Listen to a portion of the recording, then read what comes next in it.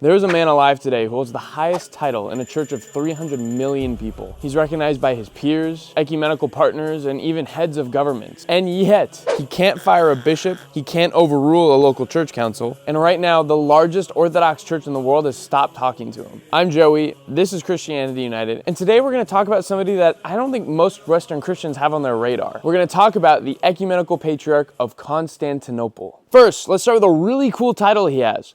First among equals, which feels like nonsense, right? Just flat out, just at its face value, it feels nonsensical. How can you be first in a group of equal people? The thing is, this phrase, first among equals, has a lot of theological significance. And understanding that title is going to be key to understanding the rest of the video, so don't skip this part. Let's stay present in the moment, guys. I'm going to use an analogy that I think most evangelicals should be able to understand. Imagine a loose association of churches. Maybe they're a part of a church planting network. Each local church has its own senior pastor, and those pastors get together once a year for big fancy meetings to talk about church stuff, you know, like what kind of grape juice they should put in their communion cups. They're evangelical, remember. At that meeting, somebody has to sit at the head of the table. Somebody to set the agenda, open the meeting, make sure things stay on schedule, and somebody to represent this network of churches to the outside world. That person would be considered first among equals in that group of pastors. They're not your boss. They can't tell your church what to do or what grape juice to use for communion. But the role they play is real and important. They're the voice of the group. They're the symbol of unity among these guys. Now, admittedly, that's small potatoes.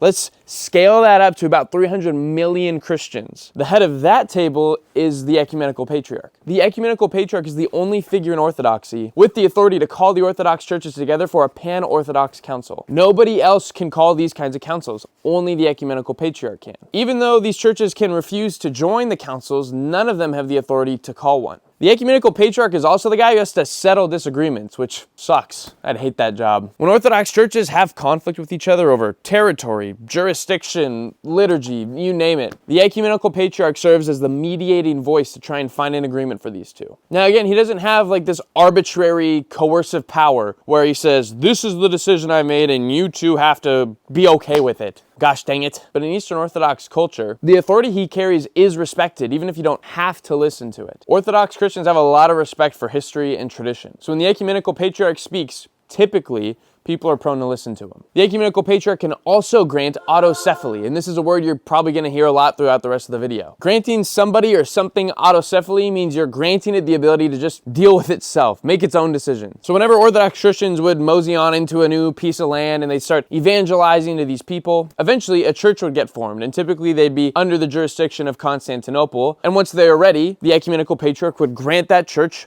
autocephaly. I don't know why I said it like that.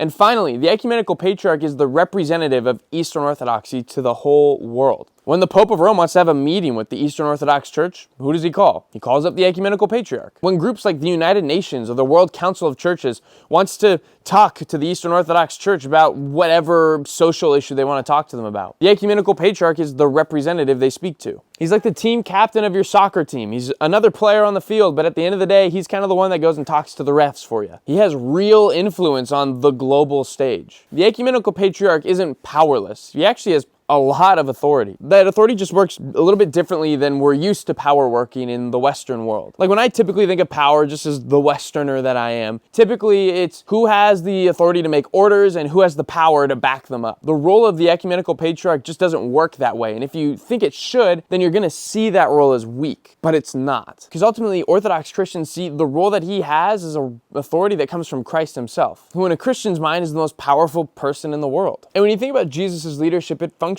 a lot like the Ecumenical Patriarch. Jesus didn't rule by commanding or controlling people. He gathered, he served others. And that doesn't mean he was a softie. He spoke with the kind of moral authority that's lasted for thousands of years. People are still quoting his teachings, whether they believe in him as their savior or not. And so in the Eastern Orthodox world, that's the role that the Ecumenical Patriarch is supposed to embody. And so far, pretty much good. It's been imperfect, it's been messy, and yet Orthodoxy is still growing, still thriving, albeit slower than other branches of Christianity. But thanks to Ortho Bros and genuine Orthodox apologists online, they're seeing a lot of converts lately. It's worth looking into. So if you're interested in learning more about Orthodoxy, I'd suggest you check out this video where I debunk 10 myths that people spread about this branch of Christianity. I'd also encourage you to like, subscribe, comment, and if you're really interested, join my channel membership. There are 3 tiers and each one has its own unique perks. So take a look, see if that's interesting to you, and I'll see you in the next video. I'm Joey.